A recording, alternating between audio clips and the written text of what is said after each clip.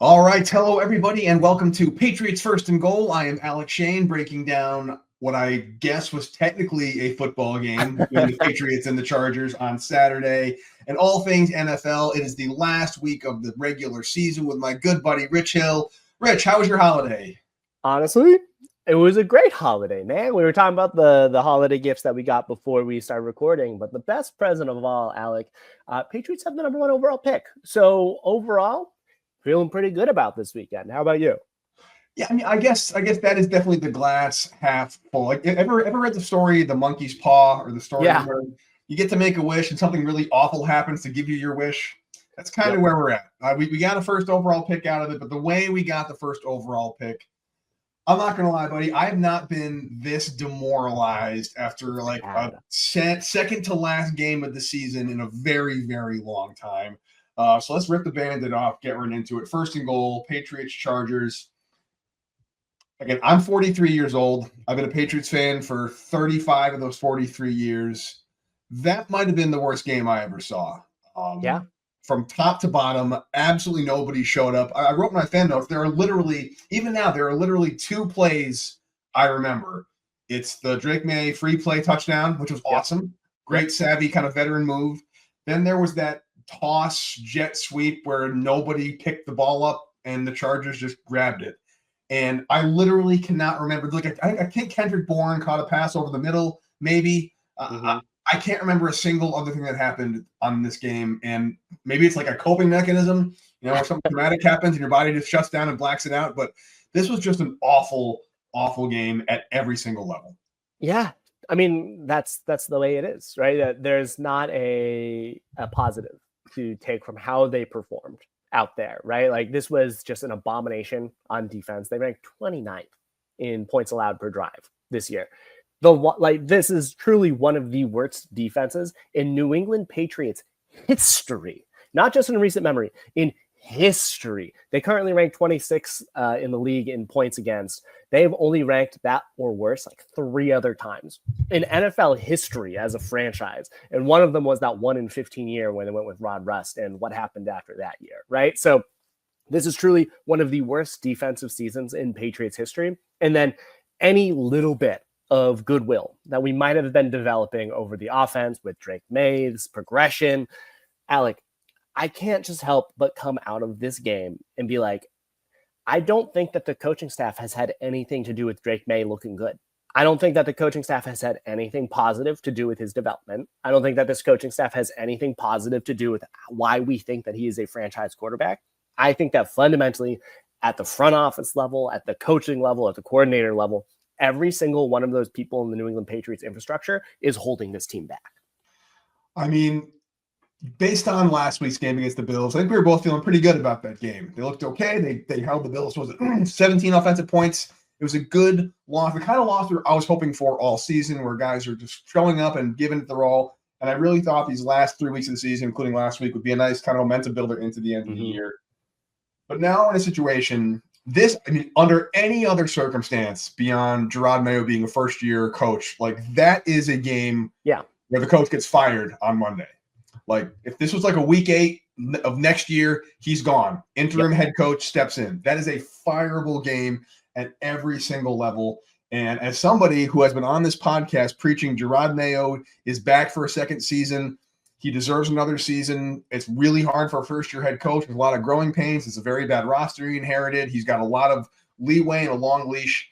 I don't know if I can, in good faith, continue to endorse Jerod Mayo to be the head coach of the Patriots beyond next year, because I've also always said there is absolutely no worse place to be as a fan than a fan of a team with a front office on the hot seat and a ton of cap space. Because what you're going to get are a lot of high-spending contracts, guaranteed money, highly non-incentive laden stuff as a bunch of guys try and save their job. If it doesn't work out, they're gone anyway. What do they care if the contracts stink? And here the Patriots are in great cap position in cap hell in the course of the season and nothing to show for it. And there could be that, or we could find ourselves in a situation where the Patriots have a franchise quarterback, the number 1 overall pick, and a ton of cap room. And is there a more enticing perspective for a possible head coach than that? A Mike Vrabel or a Ben Johnson coming in? You have carte blanche to do whatever you want. You take the reins. You have a great draft pick, great quarterback, tons of cap space, going nuts. The real question is, though, Rich Hill, doing that, is Bob Kraft admitting what a massive mistake he made, A, hiring Jerod Mayo, and B, not even interviewing anybody else for it? And will he do that, do you think? I mean, that's the question, right? Like, how much we've seen a big ego from him over the past year. Is he going to also all of a sudden be like, you know what, mea culpa, this was my fault. I rushed into this. I promised someone this role that they were just clearly not ready for. What was it that the reports were that there had to be like calamity or something like that after the bye week in order for Mayo to be fired? Cardinals game, Chargers game. What more are you looking for? What more are you looking for to say that this is a complete disaster? The defense is looking worse every single week. The offense outside of Drake May, and where I'm like, get rid of Van Pelt still, is that where May looks like a franchise quarterback, where he compares to the top quarterbacks in the league, is when structure breaks down. Yeah. Right. The only time the offense looks good is when he has to play off schedule. Anything on schedule, which means whatever the actual play is, looks terrible. The only time they are good is when he is making it up on his own. He's playing backyard football, and then he looks amazing. And when you have a defense that ranks 29th in the league in points allowed per drive, you have an offense that ranks 29th in the league in points allowed per drive. When you have a front office, Alec, where when you think of the past 3 years, where Elliot Wolf has had a director of some level within the franchise, including time with Belichick, right? Belichick's not absolved of this, but when Elliot Wolf's been the director of scouting for 2 years before he became the executive vice president of player personnel this year, what are the good moves that they've done?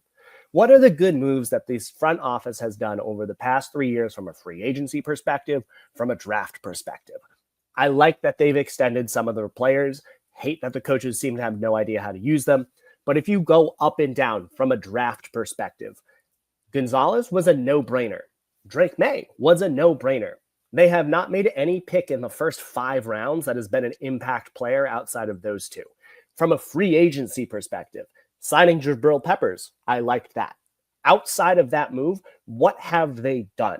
What veteran players have they brought in that have been like, whoa, that was a really good signing that they've done? They've gotten markedly worse across the entire roster. They have not been able to draft well. They've not been able to sign well. They've not been able to coach well. They need to have Kraft say, this is our chance. If this, as you were alluding to, if this front office and coaching staff gets one more year, we're derailing the franchise another 5 years. Easily. Again, with bad contracts. And again, maybe it works out. Maybe they spend big money on some big players and they come in and they dominate. That's definitely on the table. But I don't like the philosophy of I'm doing this more. It's human nature to look out for yourself before everybody else. It's not it doesn't make you a bad person. It doesn't make you evil to put your other people after yourself. For looking at your own job, your own livelihoods, feeding your family, you're going to have that at the front of your mind. And that's how you're going to approach this offseason. Not we're going to build a team here. Like we're going to kind of make some moves to get the narrative straight, so maybe I get one more year, and then they're gone. And then the Patriots, God knows what kind of contracts they're going to give them. There's some really interesting free agent prospects, maybe some trades. But again, I don't know if New England, with this coaching staff and basically Drake May and nobody else, is some kind of enticing place to play versus new head coach, new regime, new system, fresh start. Yeah, let's go to New England. Let's build something there. I can definitely see that being enticing for some incoming free agents, particularly on the offensive side of the ball. No receiver wants to go to a crappy team and catch 30 passes for 400 yards and 2 touchdowns, right? But that's kind of just where you're at right now with this offense. So there's a lot to do. I never thought I'd be in the fire everybody camp this year, but I'm officially jumping ship to the fire everybody camp. I'm not sure it's going to happen. Yeah. But come Black Monday, I'm very curious to see if Gerard Mayo is going to be in there. Yep, totally. I mean, and the last bit that I have on this is one of his quotes from before the season, the smugness of being like, okay, yeah, last year we had 4 wins. We're definitely going to not have 4 wins this year. And for them to look 3-14 in the face here as they head against the Bills in the season finale is just too rich. It is just too rich. There has not been a single ounce of progress that this team has made over the course of this year. There's zero reason to keep anyone around still. There's zero reason other than this was their first year. which is sunk cost fallacy. Just move on. We've not seen a single thing that indicates that they should be around for the long term. Just get ready for the long haul. Bring in someone like, as you said, Ben Johnson. Get someone who knows what to do with Drake May, and then the whole context changes. Yeah. And again, I don't think this is some kind of like total reset, like rebuild like it was this last year. I think like the rebuild has started. There's some progress has been made on the rebuild, not nearly as much as anybody would have liked. But I think the rebuild will be what's the opposite of rebuild? Like it's a destruction if this all comes up. This will be a total destruction. And then who knows how long it's going to be before anything happens. You cannot squander Drake May the way the Colts did, say, with Andrew Luck. I just don't want to see it. If you want to break down the game at all, again, I can't remember a single thing that happened in this Chargers game or chill. It was complete embarrassment. I can't even like talk about. There were like some missed tackles, a bunch of blown assignments, some offensive linemen let Drake May get leveled. Cole Strange started at center. That's kind of all I got. I don't know if I'm talking about the actual game itself, but I'm happy to just forget this ever happened. Yeah, I mean, literally the only thing worth referencing that kind of supports our entire fire everyone, Ladd McConkey, going 8 for 94 and 2 scores. We're in a single game where the Patriots had a chance to draft him, but instead traded down because they thought that they were already good with Demario Douglas in the slot.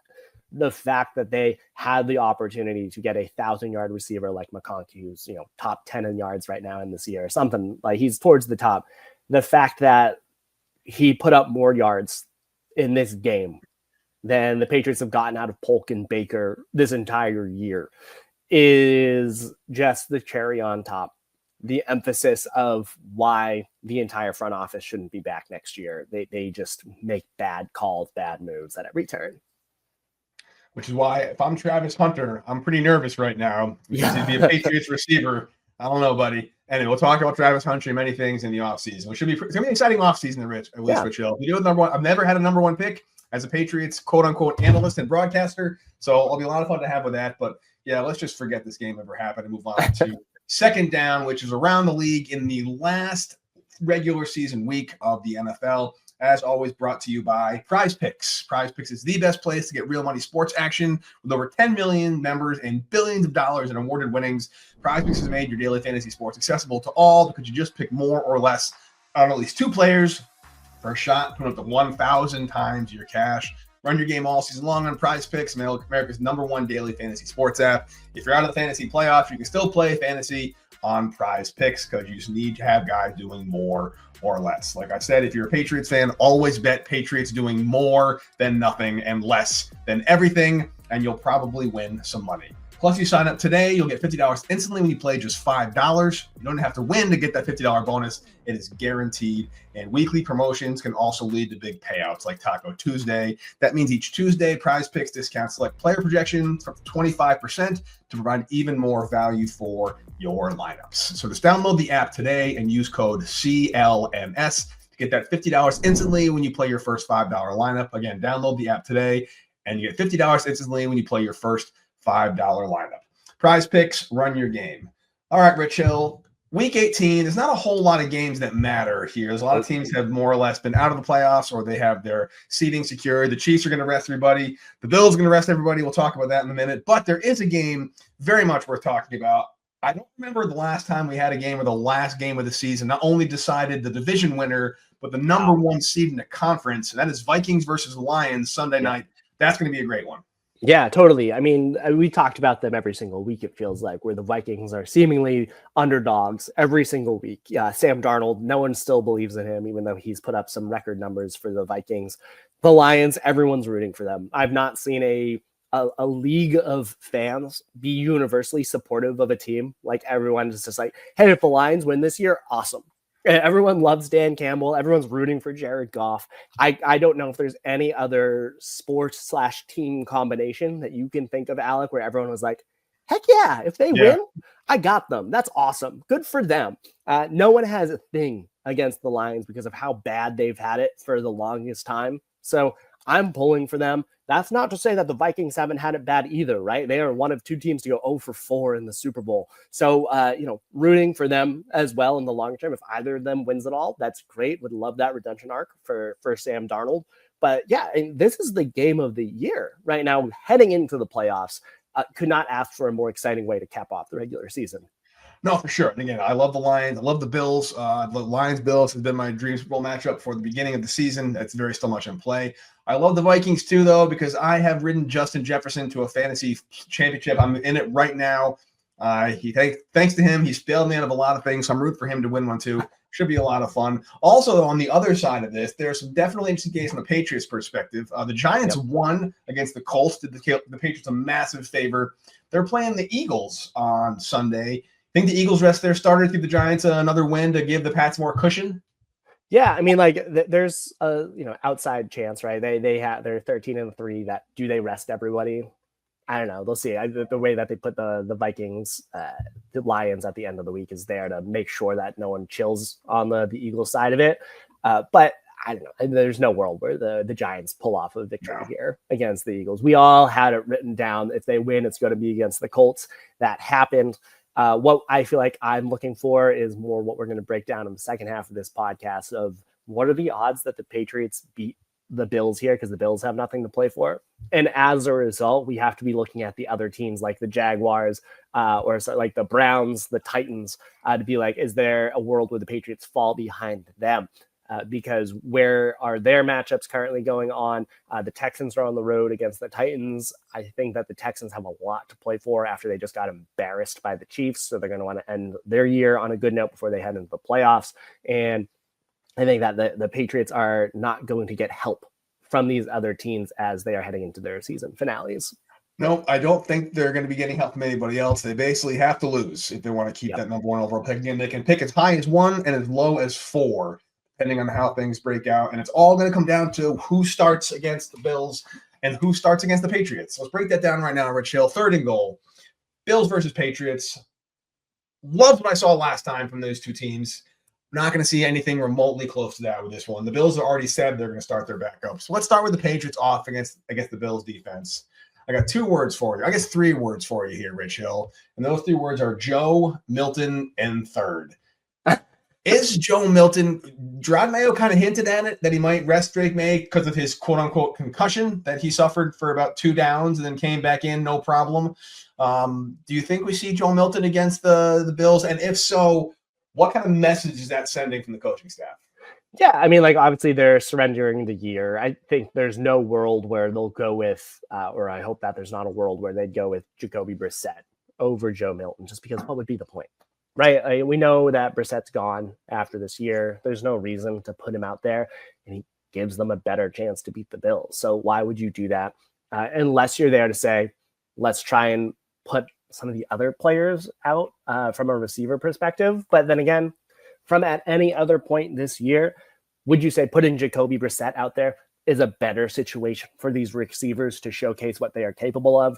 That's why I might go with Joe Milton. We haven't seen him yet. And where we know that Jacoby Brissett can't do a darn thing for this entire team, that a win here against the Bills, against their backups, isn't going to change the future of any of the coaching staff. Let the young players show what they can do. I want to see Joe Milton out there lobbing 60-yard bombs to Javon Baker. Let them play backyard football. Let anybody other than Van Pelt call the plays. Like I just want them to turn over the keys to the offense and the defense to just the young players. Let them figure out what they can do. Totally. I feel this is like a preseason game, except the postseason game kind of thing. It's like, let's just close out the string, have some fun, see what we can salvage from these young guys and which ones we still don't know are part of the long-term solution. Maybe they can do something. Let me ask you this though, Rich. Is there anything that can be done? I think Van Pelt's gone. I think Wolf is gone. I think that's already I think Coven has probably gone too. I think the only person whose job is still possibly safe is Jerod Mayo at this point. Yeah. Is there anything that can be done this coming Sunday that could save anybody's job, in your opinion? No. Maybe there's a world where like a player does something where you're like, oh, okay, cool. If Jalen Polk comes out there and has an 80-yard performance, we'd be like, oh, interesting. Okay, there's something there. Otherwise, we're looking at a bunch of players who are done for the year. We know who everyone is. There's some players who haven't had the chance yet, really. Like maybe Cole Strange goes out there and has another really a strong performance at center. I thought that last week he was fine in the run. He was not good against the pass, but, first game at center, give him another shot there, see if he can find a role. But in general, I don't think that there's any player out there that can prove something that we didn't already know. I would say that the only thing that we could see is some progress. Again, that's all we've asked for this entire year is, do we know these players a little bit better than before? And with Douglas, we know who he is. With Booty, we know who he is. Hunter and Hooper, we know who they are. What I want to see are those question marks with Polk, with Baker. Give them real shots out there. Just let them play a lot more just to see what they can do. Are you going to put any amount of weight into, say, a good day by Polk if he's going up against a Bills backup cornerback? That's still going to you're going to calibrate that regardless? Yeah. I mean, I'll count it. It's one where he hasn't shown anything to this year, so I'll take anything at this point, right? In a true, sometimes you just need a good performance for things to start clicking. This has truly been one of the worst seasons for a top 40 pick in NFL history, right? This is one of the worst seasons for a receiver that was picked at the level that he was, that was not injured. And so for any sort of progress, any sort of performance that says, okay, there's something worth retaining here and building around, if there isn't anything that comes out of Polk this week, I feel like there's also that sunk cost fallacy that they might as well just move on from him in the offseason, give him a fresh start, because I don't think that there's any recovery here in New England. There really isn't. Again, I think he's had so many. It's not like there's been this offensive depth chart he's been just buried on. Pretty much, I don't know how many times during these past breakdowns your offensive X factor has just been somebody do something, for the love of God. My X factor is anybody out there. Hello. And he hasn't been able to do that. Booty has. I think Booty's had a pretty solid season. I think he's been as advertised. He seems to be a semi-legit deep threat. His route tree is very limited. He's got good hands. He seems to be fairly reliable. I like the piece he offers to the offense. We know who Pop Douglas is. He's a good slot receiver. I like Hunter Henry a lot. He's one of the better tight ends in the league. Again, that's not an indictment on. It's more an indictment on the tight end position than Henry being some kind of stud. But they have some okay players that just need a few pieces to be good players that can supplement them. And Polk's done absolutely nothing for that. And it's just the way it is. And I don't see anything happening this week in that capacity. I'd love to be wrong on it, especially if it's Milton. I don't know why they kept Milton. I'm glad they did. He was a lot of fun in the preseason. I enjoyed what he brought to the table. They obviously thought he was worth a roster spot, and maybe this will be some kind of way they march him out for plans for next year, or maybe it's a chance for him to showcase his wares for some other team elsewhere. I don't know, but I have no real expectation for this offense because I really don't know who's going to be out there. I just want to see something. I want to watch the Patriots offense one more time. My X factor is me. I'm the X factor. I want to watch an offensive performance and be like, that was fun. I enjoyed that drive. That was interesting. I'm really excited about that. As opposed to the Patriots get the ball and I kind of put one hand over my eye and I kind of watch it like it's just waiting for the inevitable interception or holding penalty or massive sack. And Drake May gets hit and he goes down kind of awkwardly. I'm like, oh no, just get up, kid. That's what I want to have happen. All I'm rooting for this game is just, I'm going old school, like kindergarten soccer. Let's all just have a good time. Yeah, I mean, my X factor is going to be Van Pelt again. It's let's take off the training wheels. But what I'll want to see is, can they protect the football? That's it. That's all I'm looking for. They've gone, I think, 8 games in a row with a turnover on offense. Their last time they didn't have a turnover was when Jacoby Brissett was playing against the Jets back in week 8. That's all I'm looking for. Can they protect the football? Cherry on top kind of a game. Drake May going for 300. That would be fun. I don't know. I'm in line with you being I just want to have fun watching the offense. I can't remember the last time the offense was truly fun for 60 minutes. Right? We've gotten a fun quarter. We've gotten a fun half. I don't think we've ever had a full 60 minutes of fun. We've seen teases. We've seen hey, they're looking good. They're playing, and then they change up their play calling in the second half to make it infinitely worse. And we're just wondering, what did they see that they said, let's just destroy our offense for this half of the game? Give me a 60-minute performance. I want to see effort for 60, right? I feel like some of the players have been talking about how they're just not trying in the fourth quarter. I want to see full effort, or else everyone deserves to be let go. Speaking of effort, Rich Hill, that's a great tradition to 4th and goal. Patriots defense versus Bills offense. Obviously, we know it's going to be the Bills backups in there, so take for this what you will. But if there's been less effort shown by a unit than this Patriots defense has put on full display, especially last week, I can't remember it. I read a stat this week. The Patriots have had 4 sacks since week 10, and all 4 of those sacks were coverage sacks. It's been like 4.4 seconds was the average time to sack. Just zero pass rush for this team, which is absurd. Again, it's going to be at the backups, so who knows? But I'd like to hope that since there's going to be less competent players out there, who I'm guessing the Patriots are going to have their starters out there. It's like the Patriots have this deep backfield of defensive backs and defenders. They've got to get some pressure this week, right? There's going to be a couple sacks in the Patriots this week. Is it going to happen? For the love of God, yes. Tell me maybe. Maybe. Well, the reason why is because with Trubisky, who's going to be playing under center instead of Josh Allen, you can play a different game, right? With Josh Allen, if he was back there, you don't rush him. You try and contain him. That's the way that you beat mobile quarterbacks like that, is you keep them in the pocket. You try and squeeze them, force them to not break down from structure. You got Trubisky in there, who is obviously not Josh Allen from that perspective. That's not to say he can't move. He's been historically mobile when he was with the Bears, but since that time with the Bears, he's not really moved or been elusive a lot, right? He had his time. He's mostly a pocket quarterback these days. And I think this gives them a better chance to generate pressure. I would also say with Trubisky, though, he's not necessarily a quarterback that I'd be like, you have to sell out to stop them, because if you look at this Bills roster, look at their offense, they're not a stacked offense, even at full strength, right? Khalil Shakir, Keon Coleman, good receivers. I like them. Dalton Kincaid, good tight end, good receiving tight end. They're not world beaters as receivers out there, right? You're not looking at a team that is super, super deep at wide receiver. You're going to go out there with Mac Hollins being one of your top receivers if they bench a lot of players. Amari Cooper is still good, but he's not historically what he's been. He's still integrating into that team. This is not a team where you say, if I am going against these backups, it's very easy. Or should I say, like, it's not like they're offering you a lot of challenges, even with the starters, never mind the backups. And so if I'm the Patriots, I don't think you sell out to stop Trubisky. I think you can play your defense. I think the challenge comes more from just a deficiency of talent on the Patriots defense. Particularly with Christian Gonzalez missing the end of the game last week for the concussion. I can't imagine he sees any time on. I hope not, at least. There's no reason to bring him out there. So their only real defensive weapon in the secondary is going to be out. Marcus Jones is going to be still out. So they're pretty banged up in the secondary. I'm going to keep Kyle Duggar as my X factor. I think Kyle Duggar's gotten better. I will say this. I don't think there have been any plays as of late where I was like, he whiffed on a tackle, took a horrible angle, missed something. He's getting better. I still think he's part of the future. I think he's turned a bit of a corner. I don't know why. Maybe he was more hurt than we relied on. There's just such a lack of talent elsewhere that he's just not able to do what he's able to do. I'm willing to accept that for sure.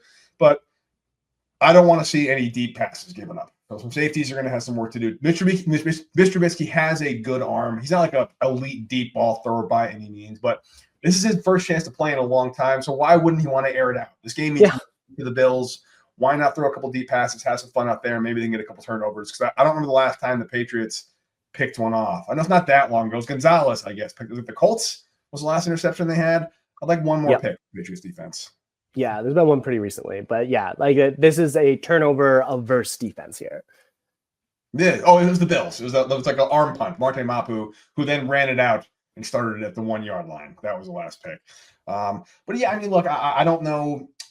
One thing I saw in the preseason that ironically, I remember saying this very clearly in the preseason, where I was really excited about the fact that the one thing you can't really coach or teach is effective tackling. And the Patriots looked great tackling in the preseason, and then it all just kind of went away. We talked about it a million times, Rich. It's all about the coaching. There's no reason this defense has made such a massive drop-off between this season and last season and this season, if not for how they're being utilized and how much they're motivated to play. Because if I was a defender, am I going to run full charge at some 230-pound running back if I don't really, really care?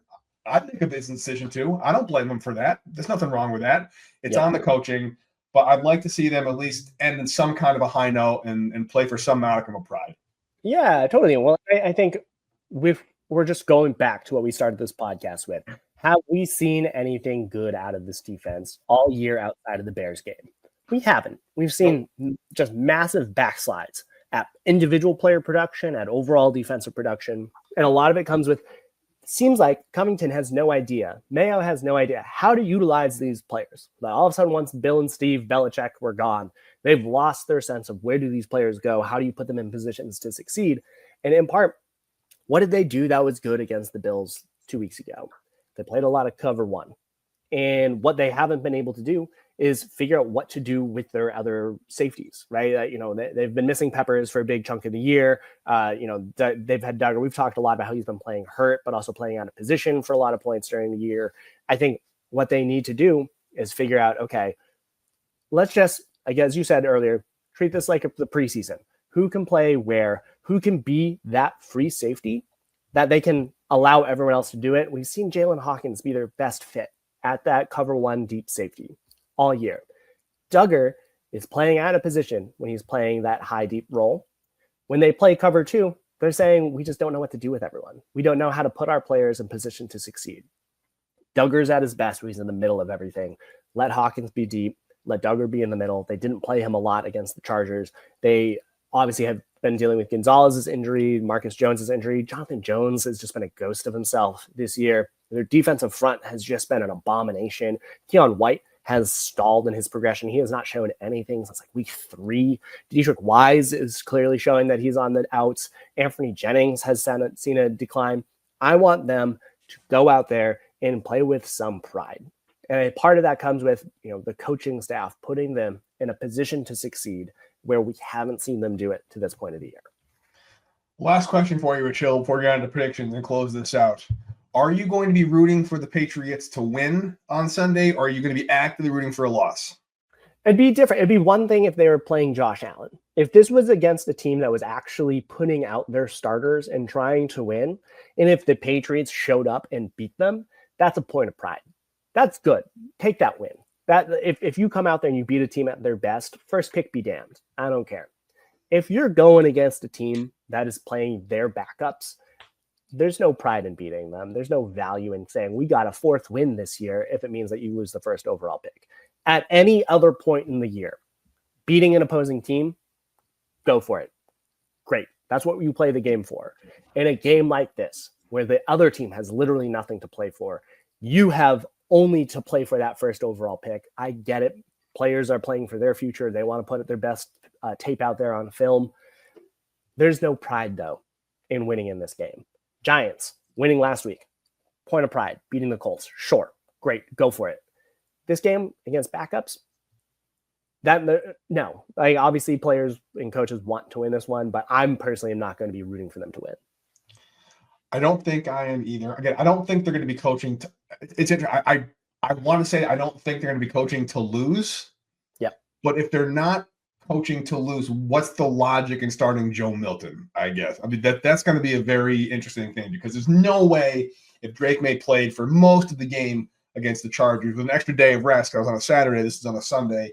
There's no reason why you wouldn't put him out there with all your starters if you weren't trying to win. So I think it'll be very telling to see who takes the majority of the snaps at quarterback. But I, too, will be rooting for a loss in this one, because I feel like beating the Bills' backups, it's almost like – it's like if you ever played a sport where you're just getting your butt handed to you and they bring the JV squad on, and it's just insulting. It's just so much. I would rather give me your best players giving 100%. I'd rather lose 100-0 than be losing 20-0 and get the freshman in just to beat up. It's just the worst. So I'd rather lose than beat the backup, because it's just a really embarrassing thing. But rooting versus actuality are two different things. So let's move on to predictions. And our predictions, as always, are brought to you by Game Time, which this is the last week of the NFL season, unless you're going to the playoff game, for you to get your tickets, and GameTime.co is the place to do it. Live events are great. It might not be the best atmosphere at Gillette Stadium, but there will probably be some interesting chants in the stands, and you can be part of that by getting your tickets on Game Time. But once NFL season's over, you can still get concerts, other sports, theater, movies, musicals, you name it. I love Game Time's all-in pricing. It's got that feature that shows the total up front with no surprise fees at checkout, and your seat view option gives you a panoramic view from your seat from the app before you buy. And of course, Game Time offers a lowest price guarantee, or Game Time will credit you 110% of the difference. So get at the Patriots game, make your opinion on Jerod Mayo, Mike Vrabel, or Ben Johnson, or Robert Kraft known, and just tell them I sent you.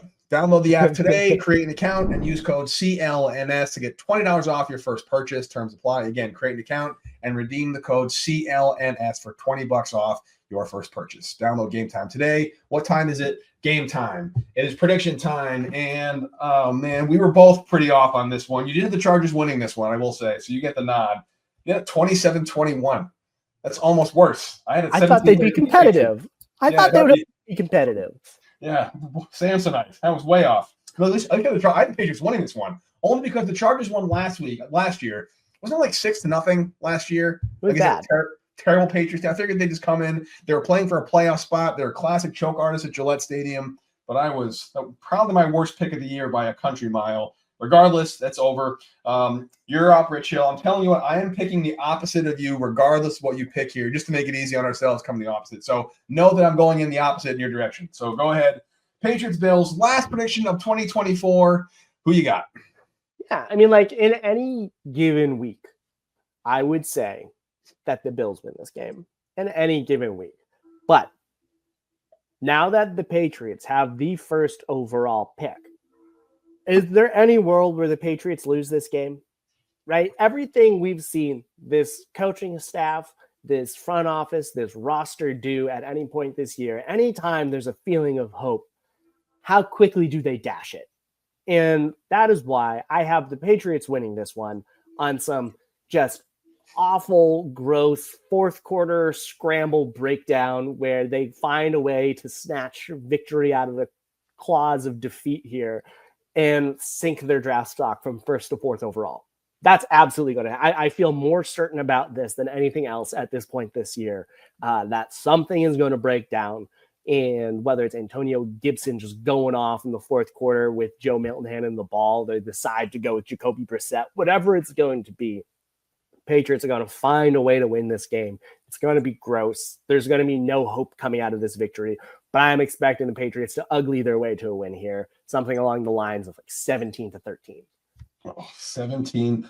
So the 17-13 Patriots victory, they're down 13-10 kind of thing late, and they engineer a touchdown drive to just a ladder play all the way down the field or something like that to just win this one. But they're going to have 4 turnovers on offense. They're going to have a fumble on special teams. It's going to be gross, and yet they'll still find a way to win because why wouldn't they at this point in the year?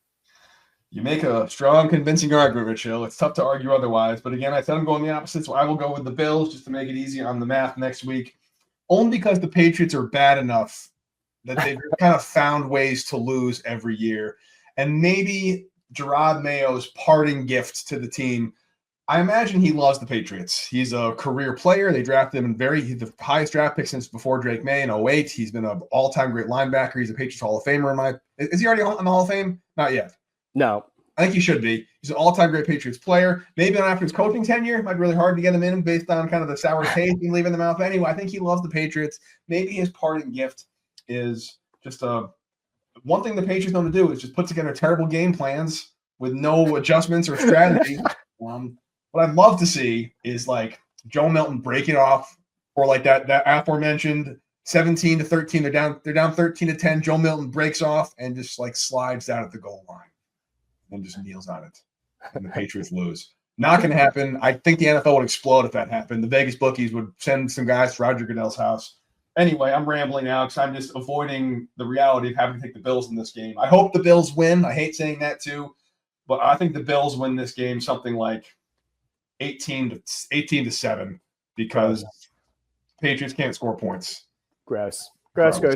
Yeah. I am hoping for no injuries. That's the only thing I want out of this game. Would love for the Patriots to retain the first overall pick, but hopefully, we'll be able to leave this season without any real injuries. That's all I'm really rooting for at this point.